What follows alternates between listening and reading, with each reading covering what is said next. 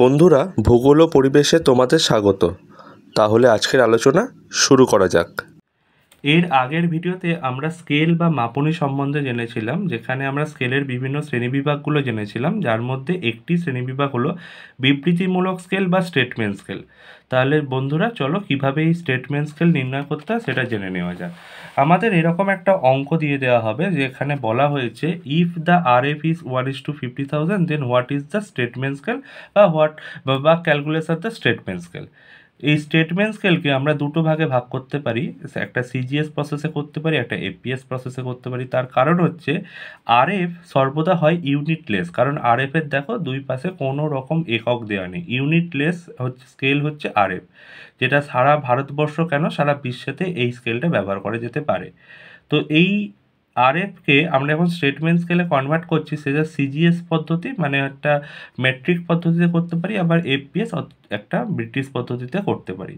তো সিজিএস পদ্ধতিটা প্রথমে জেনে নেওয়া যাক। হোয়েন দ্য আরএফ ইজ 1:50,000 মানে 1:50,000 দেন ম্যাপ ডিস্টেন্স 1 সেমি রিপ্রেজেন্টেড 50,000 গ্রাউন্ড ডিস্টেন্স, এটা আমাদের দেওয়া হয়েছে।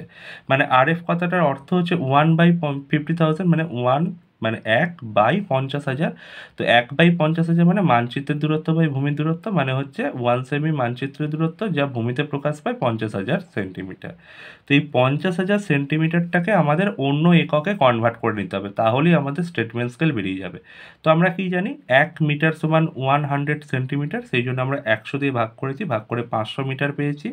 500 মিটারটাই আমরা লিখেছি so 1 cm map distance which is represented 500 metre in ground distance.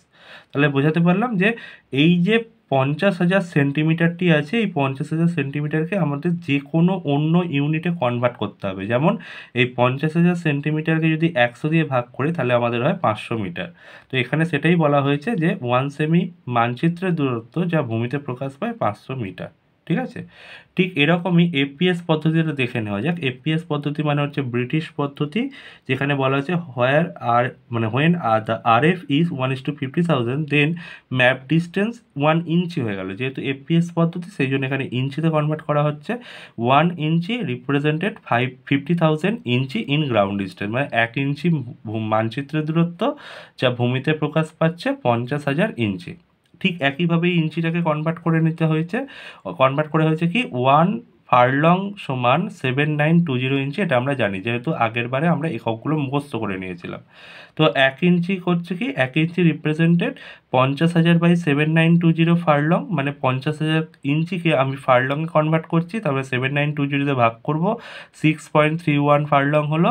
তো এখানে তাহলে কি হয়েছে so 1 inch map distance which is represented 6.31 furlong in ground distance.